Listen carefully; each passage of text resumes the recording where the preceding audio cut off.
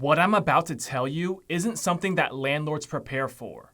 I was never expecting my property management to call me with something so serious. This is the true story of the time I had a tenant pass away in one of my apartments and what I had to do as the landlord. This happened during the summer of 2021. It was just a regular summer day. I was in my house just working on my computer when I got a call from my property management company. They said one of my tenants was complaining about a foul smell coming from the apartment below them, and they were going to send someone out to check it out.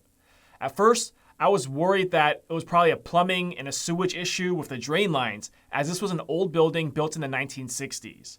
I was stressing or imagining a high repair bill, having to replace the sewer lines. But little did I know, it was something way more serious and shocking than I could have ever imagined. An hour later, they called me back again, and they said when the maintenance man got out there, he knocked on the door but no one answered. So he opened it up with the master key, and as soon as he opened the door, he was hit with this nauseating, disgusting smell from the apartment. And then he saw all these giant flies buzzing around inside the apartment. And he walked in, and as soon as he walked in and turned the corner, he saw the dead body of the tenant on the kitchen floor. They called the police right away, and the police and the coroner came out to the apartments, and the coroner removed the body. Now keep in mind, this is July in Southeast Texas. The heat and the humidity is no joke, and this helped accelerate the decomposition of the body. According to the coroner, and based off of the decomposition of the body, the person had already passed away for over a week. Now, you're probably wondering how no one had discovered the body for such a long period of time. Well, this tenant was a very unique case.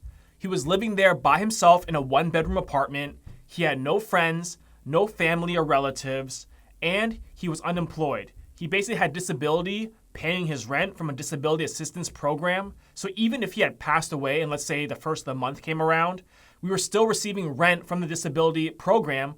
So it wasn't like he didn't pay rent and we were going to see what happened. It was still rent coming in and just everything seemed normal. So with no friends or family or coworkers, since he didn't work, there's no one to report him missing or even know that there was something wrong. And honestly, that's really sad to think about. No one to call on you to check on how you're doing. No one that even notices you. You're basically a ghost living there. And no one knows that you passed away or something happened until over a week later when another tenant smelled the body decomposing. And what I wasn't prepared for is the property management told me that it was my responsibility to handle the cleanup of the dead body. They said it was out of their scope of work and they haven't dealt with something like that before and that I would have to deal with it. And my first thought was, well, what am I paying you for? You're here to manage the property. But irregardless, I knew I had to do something quick to get rid of that smell that was bothering the other tenants. But I had never dealt with anything like this before. So I was literally on my computer, Googling how to clean up a dead body. And I know that sounds super bad. And if they ever check my search history, that's gonna be really suspect. But that's all I could think of is I've never dealt with this. What do I even do? Let's just go to Google. But fortunately, that's where I learned there's specialized cleaning companies that handle biohazard and disaster cleanups. So I called one of these companies that was the closest one, and luckily they picked up and they said they were able to come out in a few hours to take a look. I then headed over to the apartment complex to meet the cleanup company, and I brought along my half-face respirator. Although the body was removed, I knew the smell had to be absolutely terribly horrendous. So I wasn't gonna risk it, and I brought this trusty half-face respirator to make sure I didn't smell anything when I walked into the unit. When I went to enter the apartment with the hazmat cleaning company, there were still tons of these flies buzzing and swarming around the apartment on the inside and outside, by the windows, the doors, everywhere. And these aren't your normal house flies. These were like 2 to 3 times the size. They were fat, ginormous flies buzzing around. I guess they're special flies for dead bodies, but it was a terrible scene. And thank God I had this half-face mask respirator because it literally filtered out everything. I didn't smell a single thing. And even if I had a regular K95, N95 mask, I probably still would have smelled something and I probably wouldn't have gone in. I probably wouldn't have been able to stomach the smell. But luckily, I highly recommend you get one of these because this really saved my life. The technician did a quick walkthrough and basically told me the entire apartment had to be sanitized. That means scrubbing down all the walls, the floors, the doors, the ceilings, the cabinets, everything. And his belongings, all his clothes, the furniture, everything had to be sent out and cleaned and laundered. They quoted me $4,000 for the cleanup, and it said it would take them several days. And at first, when I was there, I was thinking, hey, that's actually not that bad.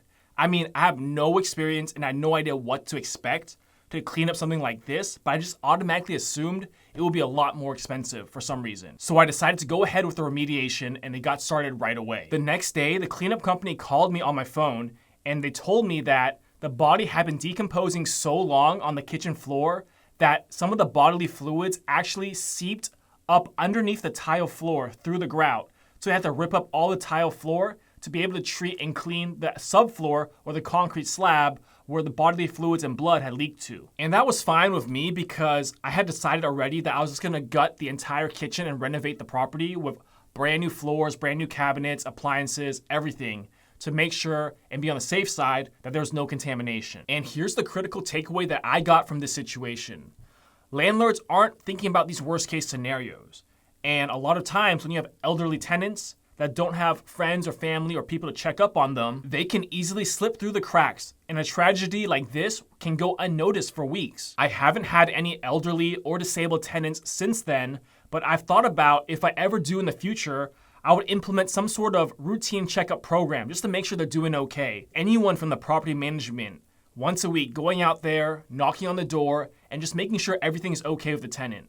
So in the future, if that does ever come back and I have a tenant that's elderly or disabled, I will probably implement the safety, wellness, routine checkup plan in my property management. And like they say, real estate can teach you anything. And now I've learned how to deal with and clean up a dead body if I ever encountered a situation again. On top of that $4,000 I spent to the remediation company, I spent another $5,000 remodeling the entire apartment. I ripped up the entire kitchen, replaced all the cabinets, countertops, appliances with stainless steel. I also redid the entire bathroom, got new paint, new floors, new everything.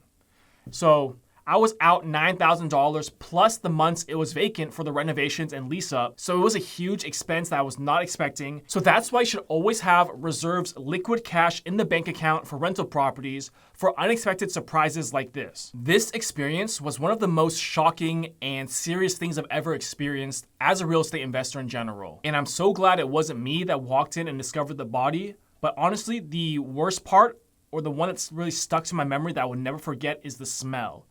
That smell is something I've never smelled before. It's so putrid and rotten and just nauseating, and the sight of the flies buzzing around, it was just something that I hope no one ever has to experience or go through because it's something you will never forget. I hope you guys were able to take away some kind of lessons or ideas from my story, so in case something similar happens to you, you have some idea of what to do now. So let me know in the comments below if you want to see more videos like this where I tell stories of the crazy things I've seen or experienced in real estate instead of just the normal financial numbers of a deal.